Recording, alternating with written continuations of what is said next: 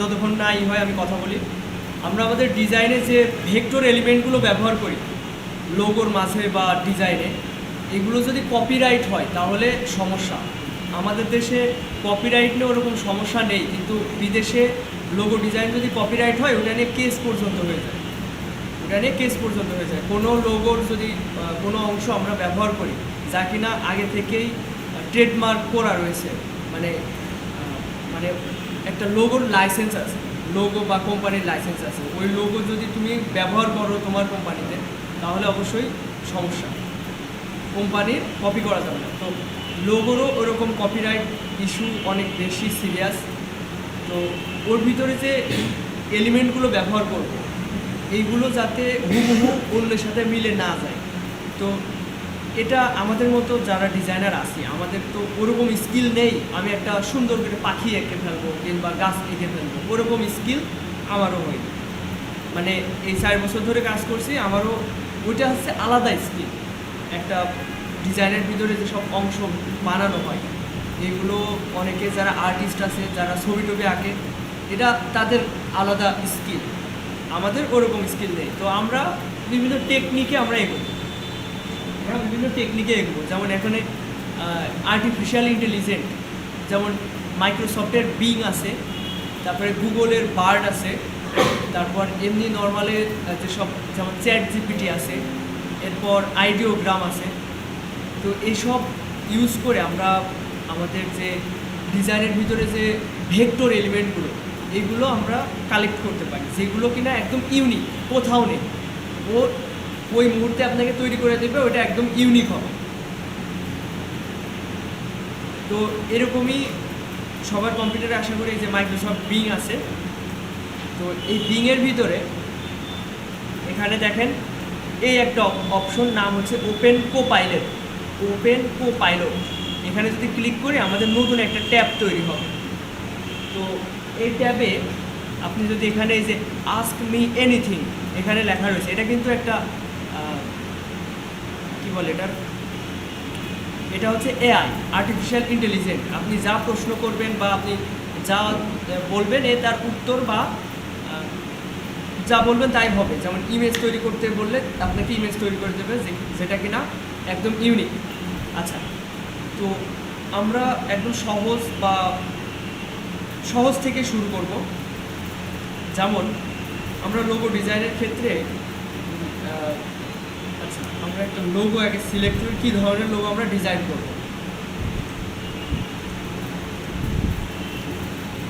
আচ্ছা, আমি যেহেতু রেস্টুরেন্ট টাইপের লোগো বেশি ডিজাইন করি, আমার যে কাজগুলো আসে এটা হচ্ছে রেস্টুরেন্ট রিলেটেড। তো আমি রেস্টুরেন্ট লোগো দিয়ে একটু সার্চ দিই, রেস্টুরেন্ট শেপ লোগো।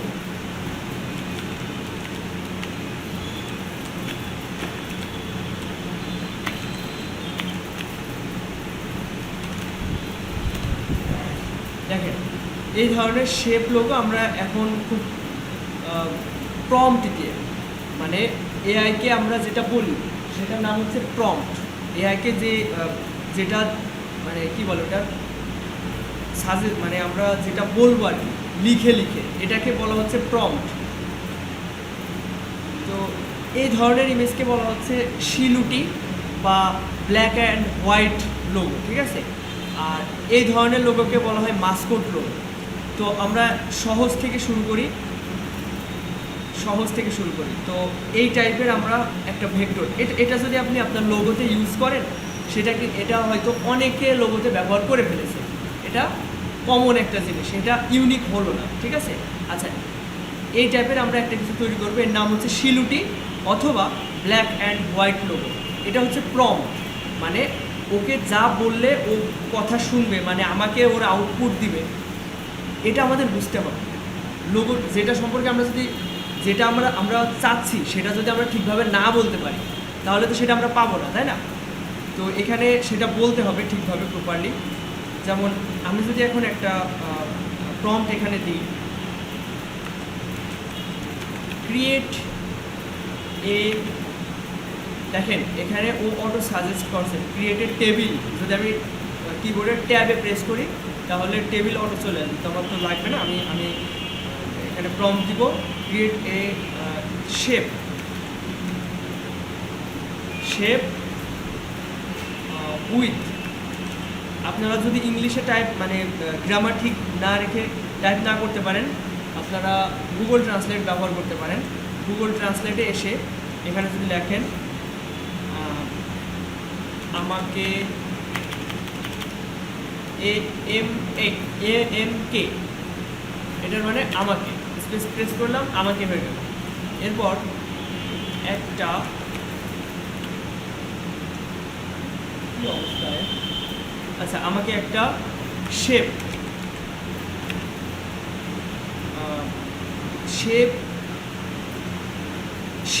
শিলুটি বানাটা একটু কঠিন।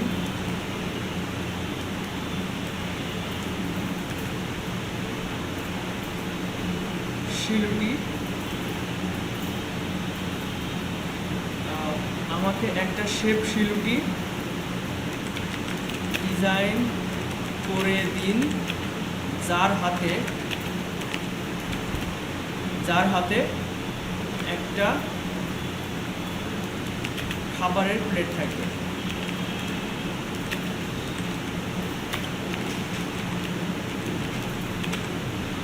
দেখেন এখানে আমি বাংলায় লিখলাম, অথবা আপনি ভয়েস দিবেন, ভয়েস দিলে এখানে বাংলা হয়ে যাবে, এখানে ইংলিশ হয়ে যাবে।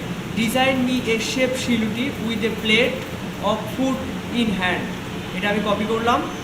এবার আমি বিংয়ে গেলাম। বিং কিন্তু একটা হচ্ছে আলাদা ব্রাউজার, আমরা যেমন ক্রোম একটা ব্রাউজার, বিং একটা ব্রাউজার আলাদা। এটা মাইক্রোসফটের মানে উইন্ডোজের, আমাদের কম্পিউটারের অপারেটিং সিস্টেম কি উইন্ডোজ, এই উইন্ডোজের হচ্ছে ব্রাউজার হচ্ছে বিং। আর গুগল এই ক্রোম হচ্ছে গুগলের ব্রাউজার।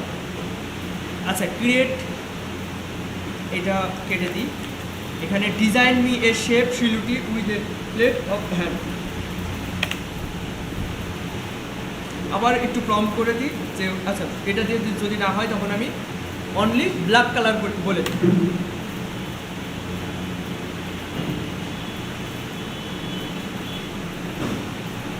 এই দেখেন অটোমেটিক বলছে যে certainly I will create a shape silhouette holding a plate of food, give me a moment and I will provide the design for you. আচ্ছা দেখছেন এটা আমাদের লোগোতে ইউজ করার মতো কিছু করতে পারেনি, মানে আমরা ঠিকভাবে প্রম্পটটা দিতে পারিনি, এই শিলুটি বানানটা হয়তো ভুল গিয়েছে। আচ্ছা এখানে আমি প্রম্পটটা একটু কাস্টমাইজ করব। এটা কপি করলাম, এখানে পেস্ট করলাম, শেপ, এখানে শিলুটি কেটে দিলাম, হ্যান্ড ফর ভেক্টর লিখলাম, ওয়ান কালার। দেখি এবার কি করে।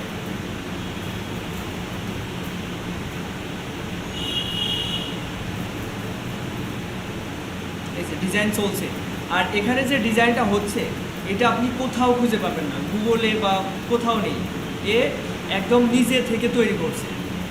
এটা এআই, আর্টিফিশিয়াল ইন্টেলিজেন্স। এই দেখেন এখানে যে ভেক্টরটা ব্যবহার করা হয়েছে, এই ধরনের ভেক্টর আপনি আপনার লোগোতে ব্যবহার করতে পারবেন, কারণ এটা কোথাও নেই, এই একমাত্র তৈরি করছে। এইটা আমরা যদি এই যে ভেক্টর ম্যাজিক যে সফটওয়্যারটা আছে, এই ইমেজটাকে আমরা ভেক্টর করে লোগো ডিজাইন করতে পারবো, যেটা কিনা লোগোর জন্য উপযোগী। যথেষ্ট সুন্দর হয়েছে না? কোনো কপিরাইট নেই। এটা কপিরাইট হয় কোথায়? যেটা কিনা অলরেডি কেউ ব্যবহার করছে বা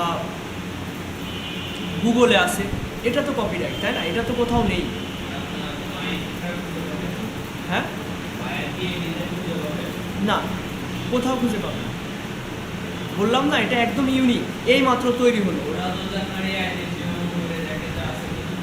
কোথাও খুঁজে পাবে না, এআইতেও খুঁজে পাবে না, আর কাউকে দেবে না।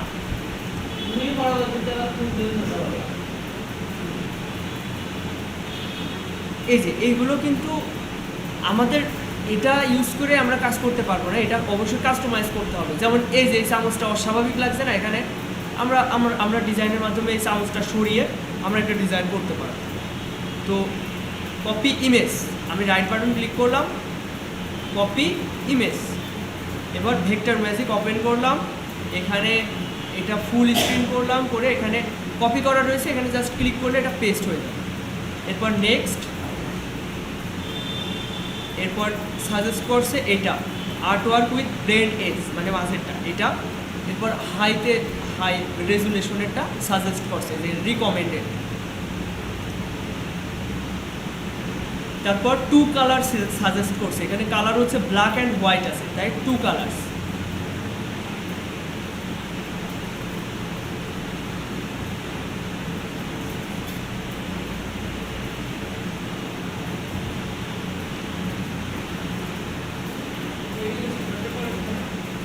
হ্যাঁ, ইলাস্ট্রেটরতে করা যেত, কিন্তু ইলাস্ট্রেটরে নিখুঁত হয় না, মানে ওইটার থেকে এখানে বেটার রেজাল্ট পাওয়া যায়। আমি ওখান থেকে ড্র্যাগ করে ইলাস্ট্রেটরে এনে ছাড়লাম, ইলাস্ট্রেটরে এটা ওপেন হলো। আচ্ছা, এটার উপরে আমরা কাজ করব না, কেন করব না, মানে এটা আলাদা একটা ট্যাব তৈরি হয়েছে, এই ট্যাবের ভিতরে কালার সোয়াসেসে কোনো কালার খুঁজে পাবেন না, আরও প্রবলেম থাকতে পারে। এই জন্য আমরা নতুন করে আলাদাভাবে একটা ট্যাব নেব, এই যে ফাইল থেকে নিউ থেকে একটা আমরা যেভাবে আগে আর্টবোর্ড নিতাম ওইভাবে একটা আর্টবোর্ড নিব। এভাবে নিলে দেখেন কালার সোয়াসেসে কালার পাবেন। এবার এইটা ধরে আমি প্রথমে কি করলাম, এভাবে সিলেক্ট করলাম, করে এক জায়গা ধরে আমি পাশের ট্যাবে নিয়ে এসে ছেড়ে দিলাম। বোঝা গেল বিষয়টা? এই জিনিসটা আপনাদের প্রপারলি শিখতে হবে। দেখেন, আমি চাচ্ছি যে আমি চামচটা কেটে ফেলবো, কীভাবে কাটবো? পেন টুল নিলাম, এখানে একটা ক্লিক করলাম, এখানে একটা ক্লিক করলাম, করে এই সব ধরলাম, সিলেকশন টুল দিয়ে শেপ বিল্ডারে গেলাম, এটা অল্টার প্রেস করে কেটে দিলাম, ব্যাস গায়েব। এভাবে যা ইচ্ছা তাই করতে পারবেন, এইগুলো সরাই দিতে পারবেন, আপনার যেটা ভালো লাগে। এর হাতে অন্য একটা প্লেট বসাই দিবেন, আপনার হচ্ছে এখানে একটা বার্গার বসানো দরকার, আপনি আলাদাভাবে এআইতে গিয়ে বলবেন বার্গার ভেক্টর, মানে ওই প্রম্পট দেওয়াটা ভালোভাবে শিখতে হবে আমাদের। আচ্ছা, আমরা এই টাইপের একটা আজকে লোগো ডিজাইন করব প্রপারলি। আচ্ছা, বেশি একবারে বলবো না, বললে হচ্ছে আপনাদের বুঝতে অসুবিধা হবে। তো প্রথমে বিংয়ে যাবেন, গিয়ে একটা প্রম্পট দিবেন। সেই প্রম্পটটা কী হবে? প্রম্পট শিখতে হবে আপনাদের। যেমন এখানে design me a shape with, আমি প্রথমে দিয়েছিলাম কি শিলুটি লিখছিলাম, তাতে করে আমাকে এই ধরনের ইমেজ দিয়েছে, যেটা কিনা আমরা লোগোতে ব্যবহার করতে পারবো। তো তারপরে আমি ভেক্টর 1 কালার লাস্টে বললাম। এই যে এই কথাগুলো আপনাদের অনেক নতুন মনে হচ্ছে না?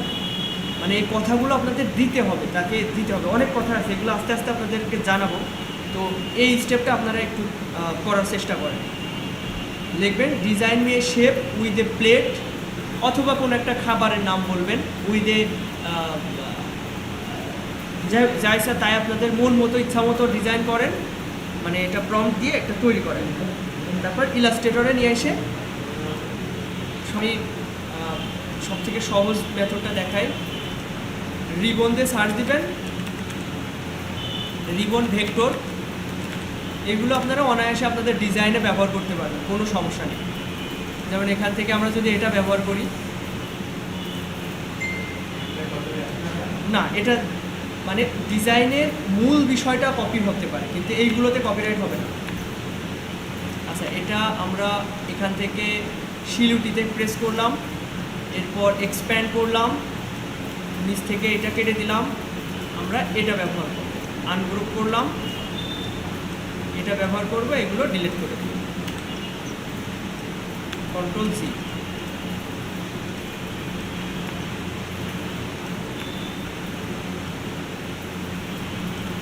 এবার শিফট ধরে এটা ছোটো করলাম। এটা ইউজ করা আসলে একটু কমপ্লিকেটেড, এটা কয়েকটা প্রসেস আছে, এগুলো ঠিকভাবে না পারলে হয় না। আচ্ছা,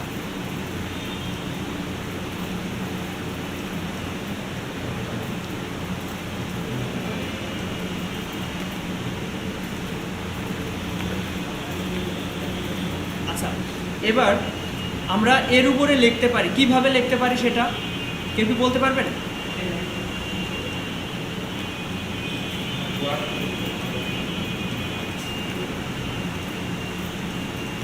আচ্ছা দেখেন, আমার একটা বৃত্ত তৈরি করতে হবে, যার হচ্ছে হচ্ছে এরকম টাইপের, একটু বাঁকা টাইপের বৃত্ত তৈরি করতে হবে। এই দেখেন এর মতো হতে হবে। আমি এটা স্ট্রোকে কনভার্ট করে স্ট্রোকের কালারটা চেঞ্জ করে দিই, তাহলে বুঝতে সুবিধা হবে। খেয়াল করেন, একটা বৃত্ত তৈরি করব, যে বৃত্তর ওই স্ট্রোকের লাইনটা এই বরাবর যাবে, যাতে করে আমি লেখাটা রাখতে পারি। হ্যাঁ, মনে হচ্ছে একদম অ্যালাইনমেন্ট ঠিক আছে, তাই না?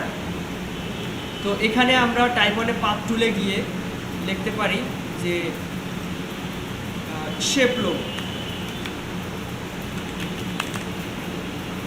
এটা উল্টা হয়ে আছে, তো এই অবস্থায় আমি ফন্টের সাইজটা বাড়াই দিই প্রথমে। এটা একটু অন্য টাইপের হয়ে যাচ্ছে, ফন্ট স্টাইলটা আগে চেঞ্জ করে নিই।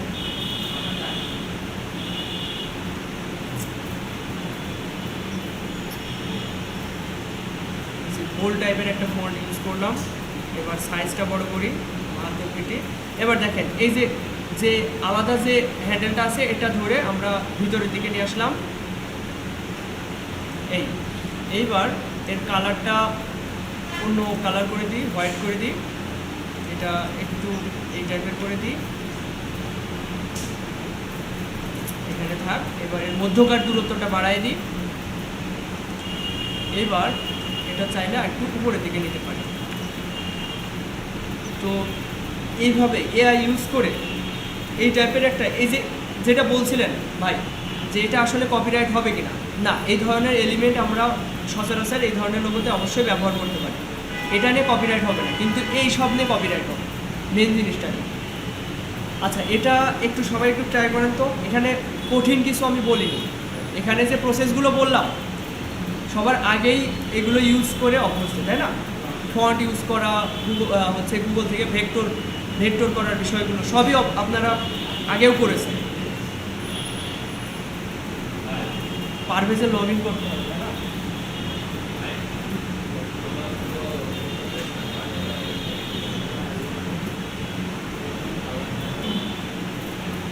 আজকে বেশি কিছু যদি ওইটার উপরে দেখায় মাথায় ধরবে না। যেটা দেখাবো এটা কয়েকবার প্র্যাকটিস করার পরে নেক্সট স্টেপে যাব। তো এখানে লোগোর নাম যদি আমরা শেপ লোগো দিই, এবং এটার ফন্ট স্টাইল অবশ্যই চেঞ্জ করবো, আর মধ্যকার দূরত্ব কমাই দিই। আমরা চাচ্ছিলাম যে এই টাইপের একটা ডিজাইন করব। এখানে ক্রিয়েটিভ লেখা, নিচের ট্যাগ লাইন হেয়ার, এই ধরনের ডিজাইনগুলো খুব বেশি চলে এই ধরনের ডিজাইনে। তো একটু ওই টাইপের একটা ফন্ট খুঁজে বের করার চেষ্টা করি।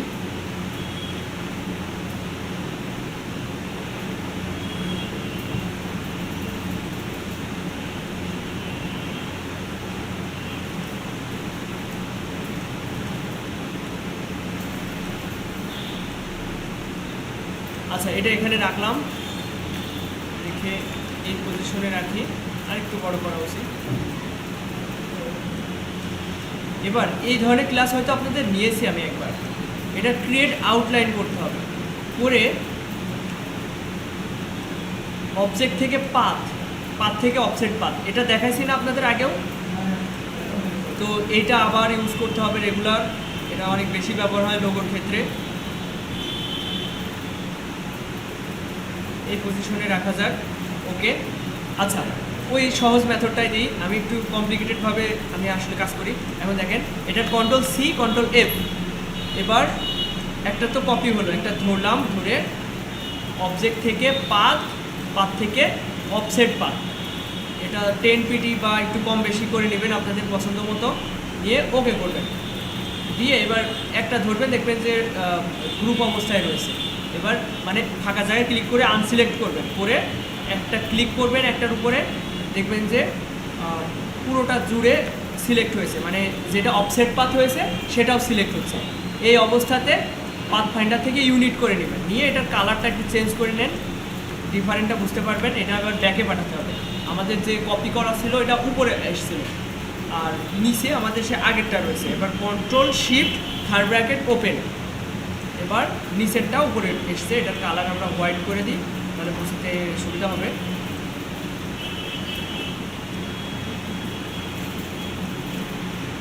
এটার কালার ব্ল্যাক করে দিই, এই কালারের সাথে ম্যাচ করে দিই। আমরা অবশ্যই এটা কালারফুল করতেই পারি, যেমন এটা যদি গ্রেডিয়েন্ট অ্যাপ্লাই করি, গ্রেডিয়েন্টে যাই এবং এটার অ্যাঙ্গেলটা আমি উপর দিকে দিয়ে দিব, তার মানে 90 ডিগ্রি অ্যাঙ্গেল দিতে হবে। 90 ডিগ্রি অ্যাঙ্গেল দিয়ে দিলাম। এবার কালোর জায়গায় যদি আমরা অন্য কোনো একটা কালার ইউজ করি, যেমন রেড কালার, আর উপরের দিকে এটার উপরে ক্লিক করে হলুদ কালার দিই, এই ধরনের ডিজাইন আমরা করতেই পারি। আর এটা যদি আমরা কালারফুল ভেক্টর নিয়ে আসতাম, আরও এটার সাথে মানিয়ে যেত। আচ্ছা, এরপর আমরা যে ট্যাগ লাইনটা ইউজ করতে চাচ্ছি, এটা ডিরেক্ট লিখে দিই ট্যাগ লাইন হেয়ার।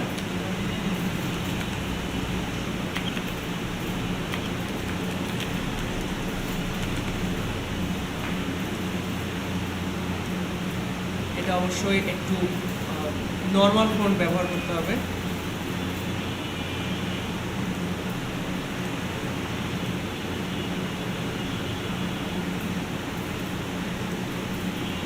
মধ্যকার দূরত্ব বাড়া দিতে হবে বা ছোটোভাবে এটা রাখতে হবে। তো লোগো ডিজাইনগুলো মূলত এই যে অফসেট পাতটা অনেক বেশি ব্যবহার হয়, অফসেট পাতটা আপনাদের ভালোভাবে রপ্ত করতে হবে। তো একটু ট্রাই করেন তো এই ধরনের অফসেট পাত করতে পারেন কি না। আর এটা হোয়াইটই রাখেন, বেশি কম জটিলে যেন না, সহজভাবে এটা করার চেষ্টা করেন।